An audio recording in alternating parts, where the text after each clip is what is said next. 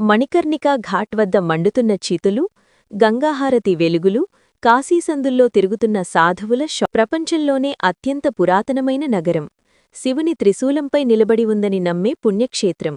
ఇక్కడ మరణమంటి భయం కాదు, మోక్షం. అదే కాశీ. ఈరోజు మనం కాశీని కేవలం భక్తులుగా కాకుండా ఒక అన్వేషకుడి కళ్లతో చూడబోతున్నాం. సిద్ధంగా ఉండండి. 1 minute to 3 minutes. ఘాట్ల కథ, జీవనచక్రం. విజువల్. తెల్లవారుజామున అస్సీఘాట్ దగ్గర సూర్యోదయం, గంగలో స్నానం చేస్తున్న ప్రజలు. కాశీలో 84 ఘాట్లున్నాయి. ప్రతి మెట్టుకీ ఒక కథ ఉంది.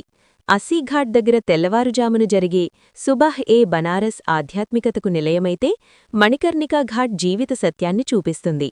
ఇక్కడ 24 గంటలూ చితులు మండుతూనే ఉంటాయి. పుట్టుకా చావు మధ్య ఉండే దూరం ఇక్కడ కేవలం కొన్ని అడుగులే.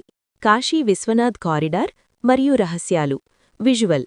కొత్తగా నిర్మించిన కారిడార్ డ్రోన్ షాట్స్, గర్భాలయం వెలుపల దృశ్యాలు. Voice over. వేల ఏళ్ల చరిత్ర ఉన్న విశ్వనాథుని ఆలయం ఇప్పుడు కొత్త రూపం సంతరించుకుంది. కాని ఈ ఆధునిక కారిడార్ వెనుక ఎన్నో పాత దేవాలయాలు, విగ్రహాలు బయటపడ్డాయి. ఈ మార్గం గంగమ్మను నేరుగా శివునితో కలుపుతుంది. 4 minutes 30 seconds to 6 minutes. Kashi సందులు, the narrow lanes and food. Visual. Kashi ఇరుకైన సందుల్లో నడక, వేడివేడి కచోరీలు, మలాయో, ప్రసిద్ధ బనారస్ పాన్. కాశీ అంటే కేవలం ఘాట్లు మాత్రమే కాదు, ఇక్కడి సందులు ఒక పెద్ద అల్లికలాంటివి. ఈ సందుల్లోనే అసలైన బనారస్ రుచులు దాగున్నాయి. ఇక్కడి కుల్హడ్ చాయ్, తామరాకులో ఇచ్చే కచోరీ తింటే ఆ మజానే వేరు. అలాగే శీతాకాలంలో మాత్రమే దొరికే మలాయోను అస్సలు మిస్సవ్వకండి. కాశీలో మనమెక్కువగా చూసేది సాధువులను. వీరిలో అఘోరాలు ప్రత్యేకం. లోకానికి వింతగా కనిపించినా వారి సాధన మార్గం వేరు.